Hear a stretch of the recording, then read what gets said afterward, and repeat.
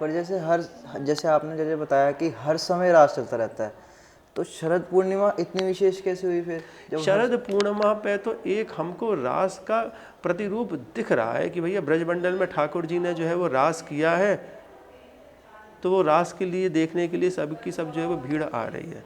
शरद की ऋतु ऐसी है कि अपने आप ही मन में जो है वो उमंग जो है वो आ जा रही है। कहा ना हमने आपके कि ठाकुर जी वृंदावन में आ रहे हैं गैयाओं को चराने के लिए, वेणु गीत में जो कह रहे हैं। और वृंदावन की शोभा कब है? इन कमलों से, इन दिवाकर से, इन पुष्पों से, सबसे है। पर जब तक प्रियालाल नहीं विराज रहे हैं तब तक कैसे हो जाएगी उसमें? तभी तो कह रहे हैं महाप्रभु सुधा निधि में कि परस्परम प्रेम रसे निमग्नम मशेष सम्मोहन रूप केली वृंदावनांतर नवकुंज गेहे तन नील पीतम मिथुनम चकास्ते। कि उन नील और पीत तेज को मैं प्रणाम कर रहा हूँ। कौन से नील पीत तेज? जो कि वृंदावन में हमेशा विराजमान है। कहाँ पर? नवकुंज गेहे, किसी एक नवीन कुंज में, जिसमें कि सुंदर सुंदर पुष्पों से वो आच्छादित है कुंज। अब वो कुंज कैसी है उसका वर्णन करने के लिए तो शब्द कम पड़ जाएंगे। महाप्रभु कुंजों का वर्णन क्या है, उन्होंने तो प्रिया जी का जब वर्णन किया है तो वो कहते हैं कि भैया देखो माई सुंदरता की सीमा। सिर्फ देख सकते हो, वर्णन तो आपको करने का कर ही नहीं सकते। पहले तो वो प्रिया जी दिख जाएं, वो लाल जी दिख जाएं, समझ में आ जाएं। वो सिर्फ और सिर्फ तभी दिख पाते हैं जब हरवंश चंद्र रूपी प्रकाश जो है उनके ऊपर पड़ पाता है, और तब जो है वो भक्त, वो रसिक जो है उनके दर्शन कर पाता है। तभी कह रहे हैं ना, सिद्धांत के पद में आ रहा है कि निकस कुंज ठाड़े भय भुजा परस्पर अंश, श्री राधा वल्लभ मुखमल निरख नैन हरिवंश।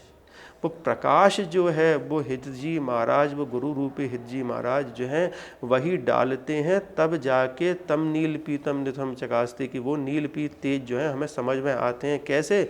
निकस कुंज ठाड़े भय। अभी तो वो नील पीत तेज हैं। कैसे नील पीत तेज हैं? जैसे कि वेदों में वर्णन है, जैसा कि भगवान शंकर कह रहे हैं तस्मा ज्योतिरभूद्वेधा राधा माधव रूपकम गौर तेज विनायस्तु श्याम तेज समर्चेत। ये बड़े बड़े सनकादिक ऋषि जो हैं, बड़े बड़े ब्रह्मा रुद्र भीष्म मुख्य जो हैं, वो भी इस तेज का ध्यान धरते धरते हार गए। पर उस तेज को एक आनंद मूर्ति बना के हरवंश महाप्रभु ने प्रकाशमान करके दिखा दिया कि भैया ये नीलपीत तेज कौन है? ये हमारे ठाकुर और ठाकुरानी हैं, ये राधा और कृष्ण हैं, ये राधा और माधव हैं। इनका रास अगर देखना है तो वृंदावन में आ जाओ और देख लो शरद पूर्णिमा के दिन। ये जनमानस के लिए है शरद पूर्णिमा, पर ये रास जो है वो नित्य निरंतर जो है वो चलता रहता है। स्तुति में आता है ना कि चंद्र मिटे दिन कर मिटे, मिटे त्रिगुण विस्तार, दृढ़वत श्री हरिवंश को मिटे ना नित्य विहार। कि नित्य विहार जो है उनका वो तो हमेशा चलता रहता है। और सखियों को ना तो दिन का भान है ना रात का भान है। उनका तो सखियों का तो बस यही है कि किस तरह से ठाकुर जी की बस नित्य विहार में उनकी सेवा चलती रहे। कि कभी जो है उनको उस दिशा की तरफ कर दिया कि जहाँ से जो है वो शीतल मंद सुगंध त्रिविध समीर जो है बह रही है, और रास में उत्पन्न, रास के श्रम से उत्पन्न उनका स्वेद जो है उसके ऊपर जो है वो शीतल मंद सुगंध त्रिविध समीर जो है उनको आराम दे। तो रास जो है भैया बहुत गहरी चीज़ है। और शरद जो है वो एक ऋतु मात्र ऐसी है, और शरद पूर्णिमा एक तिथि मात्र ऐसी है कि जिस दिन हमको उस रास का आभास हो सकता है कि हाँ, कि बंशीवट पे इस तरह से जो है वो वेणु बजी थी, ठाकुर जी ने इस तरह से जो है वो रास किया था। और सही में मायने में अगर आप रास देखते हैं तो आपके निश्चित और निश्चित जो है वह अश्रुपात नहीं हुआ तो आपने रास देखा ही नहीं। क्योंकि वहाँ पर ठाकुर जी स्वयं प्रकट में जो है आपके सामने जो है वो चल भी रहे हैं, नाच भी रहे हैं, घूम भी रहे हैं, अपनी सखी वृंदों के साथ में जो है पूर्ण रूप से जो है वो रास रचा रहे हैं। ऐसे राधा वल्लभ लाल, ऐसे राधा प्रिया लाल का जो है वो रास इस वृंदावन में जो है वो होता है। अब इसमें एक कड़ी जो है सबसे जो ज़रूरी जो जुड़ी हुई है, जो कि हर रसिक को जाननी चाहिए, वो ये है कि रास शरद पूर्णिमा पर इतना महत्वपूर्ण जो है वो क्यों है। वो इस कारण से महत्वपूर्ण है कि रास की ये जो शरद पूर्णिमा जो है, उस दिन हरवंश महाप्रभु जब वृंदावन में विराजमान हैं अपने शिष्यगणों के साथ में, अपने भक्त वृंदों के साथ में, स्वामी श्री हरदास जी के साथ में, स्वामी श्री व्यास जी के साथ में जब विराजमान हैं, और उन सबको जो है वो रास में जो है वो रास का दर्शन कर रहे हैं और करा रहे हैं, तब हरवंश महाप्रभु से इस प्रियालाल का वियोग जो है वो सहा नहीं गया है कि अब भैया मेरी सेवा जो है निकुंज में है, मैंने यहाँ पर जो है रह के सेवा कर ली, अब मेरा मन जो है वो निकुंज में जो सेवा में छोड़ के आया हूँ, अब मुझे पुनः उस सेवा को जो है वो शुरू करना है। तो प्रिया जी का हस्त कमल पकड़ के हितजी महाराज जो है वो निकुंज सदेह चले गए थे। ये रास शरद पूर्णिमा वाले दिन। इसी कारण से राधा वल्लभ जी के आप दर्शन करेंगे तो साल में एक दिन जो है शरद पूर्णिमा वाले दिन ठाकुर जी सफ़ेद पाग में जो है वो दर्शन देते हैं। सफ़ेद पाग का मतलब कि एक तरह से कि भैया हमारी सखी जो है यहाँ से इस धराधाम को छोड़ के, यहाँ पर जिनको सुख दे रही थी उनको छोड़ के अब हमारे साथ में आ गई है, इसलिए वो सफ़ेद पाग का जो है वो सूचक है। वैसे तो जितने भी लोकाचार में सफ़ेद पाग जो है वो आप कह सको कि वो शोक का जो है वो प्रतिबिंब होता है, पर यहाँ पर शोक नहीं है। हितजी महाराज ने जो यहाँ पर धन दिया है रसिकों को, वो रसत्रयी जो उपासना है, वो वृंदावनी उपासना जो थी उस समय पर स्वामी हरदास जी की, श्री व्यास जी की और हिताचार्य महाप्रभु की, उस उपासना में से हिताचार्य जो थे वो निकुंज में गमन हो अब चले गए, वो निकुंज चले गए। अब सखी सहचरियों के परिकर में से एक सखी भी अगर चली जाती है तो बाकी सखियों का कैसे मन लगेगा। तो वो उत्सव जो है स्वामी हरदास जी एवं श्री हरिराम व्यास जी ने, जो कि ललिता और विशाखा सखी का जो अवतार हैं, उन लोगों ने जो है इस उत्सव को संभाला है इस वृंदावन में। और हरवंश महाप्रभु जो थे निकुंज में प्रिया जी के साथ में उनकी सहचरी, उनकी हित अली रूप में जो थे सहदेव जो थे वो चले गए। अब इसी उत्सव को समझते हुए लोग बाग ये भी कह देते हैं कि भैया हितजी महाराज ने निकुंज गमन हो गया, पर वो निकुंज गमन बड़ा खुशी का विषय है कि जहाँ से निधि आई वो निधि वहीं पर ही जो है वो चली गई। हितजी महाराज जब आए हैं इस वृंदावन में तो ललिता सखी नहीं तो मांगा है कि रास मध्य ललिता जब प्रार्थना कीनी, करते सुकुमारी प्यारी वंशी तब दीनी। वो ललिता सखी नहीं तो कही है कि हे प्रियाजू कि अब जो है अपनी वंशी जी को जो है इस वृंदावन में आने का सौभाग्य दीजिए, जिससे कि यहाँ पर जितना जनमानस जो हैं कलिकाल से जो कष्ट से पीड़ित जो हैं, उस कलिकाल के कष्ट को जो है वो हर लें हितजी महाराज।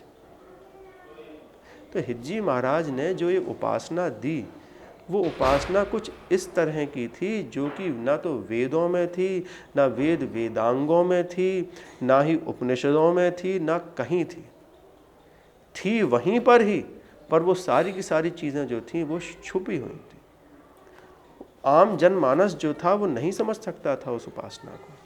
ये प्रेमोपासना जो थी, ये प्रेम तत्व का जो दर्शन है, उसी प्रेम तत्व का दर्शन हित तत्व से हितजी महाराज ने जो है हर किसी को कराया है।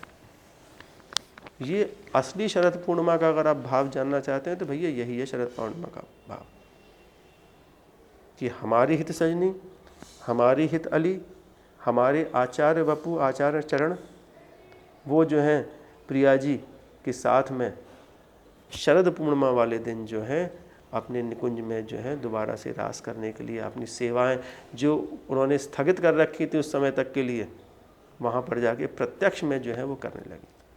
तो जैसे जो ये परिपाटी हम सब राधा वल्लभी जो राधा वल्लभ जी मंदिर में सब निभाते हैं, अगर इस चीज़ का अनुभव, जैसे जो व्यक्ति वृंदावन में नहीं है पर वो बाहर रह रहा है पर वो राधा वल्लभी है और राधा वल्लभ संप्रदाय से जुड़ा हुआ है, तो अगर वो ऐसा करना चाहता है कि हम भी वैसा अनुभव कर पाएँ जो यहाँ पे रहते हुए सब करते हैं, तो वो कैसे अनुभव कर सकते हैं शरद पूर्णिमा का अपने घर रहते हुए ठाकुर जी? भैया ये सारी की सारी चीज़ें पूरी दुनिया में हर जगह पर जो है वो अवेलेबल हैं।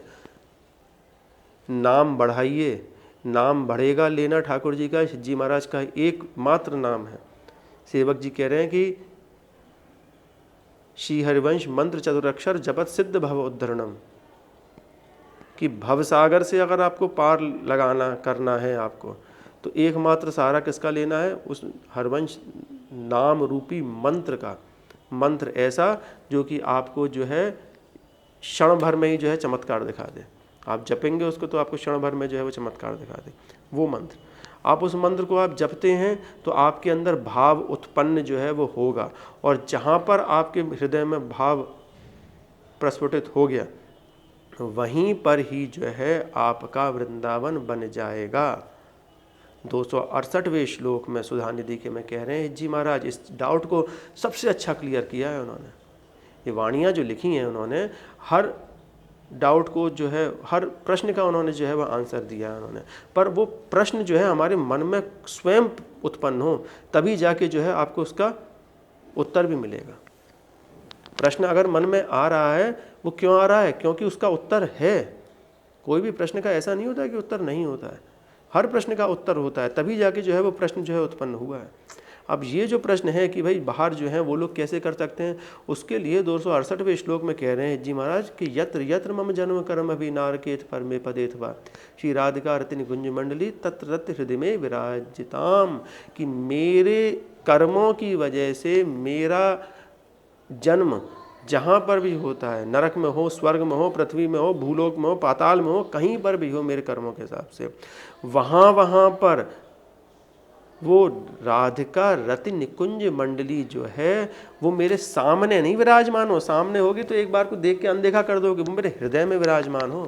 और हृदय में एक चीज़ जब विराजमान हो जाती है ना, तो उसी को गाने का मन करता है, उसी को देखने का मन करता है, उसी को सुनने का मन करता है, और उसी के साथ में हमेशा रहने का मन करता है।